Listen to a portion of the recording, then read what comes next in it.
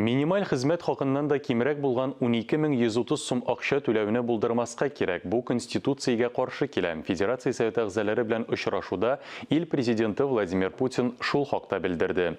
Гражданнарның яхшы яшәве, керемнәренең артуы хакимиятның өстенлекле юнәлеше. Президент билгеләп үткәнчә, хөкүмәт алдында киләсе елда халыкны эш белән тәэмин итү бурычы куелган.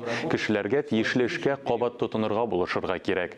Владимир Путин шулай ук дәүләт хозусый хезмәттәшлектән тулырак файдаланырга тәкъдим итте. Моңа мисал итеп Мәскәү Казан тиз йөрешле автомобиль юлы төзелеше проектын үрнәк итеп китерде. Аны 2024 елда салып бетерергә планлаштыралар.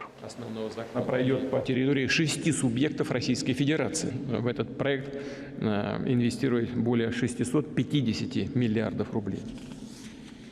Этот проект даст импульс деловой активности, усилит экономические связи и повысит инвестиционную привлекательность регионов Центральной России и Поволжья.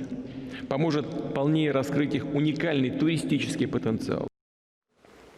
Казанда республика президенты Рөстәм Миңниханов Моста Трест компаниясе генераль директоры Владимир Власов белән юл инфраструктурасы турында фикер алышты. Очрашу хөкүмәт йортында үтте.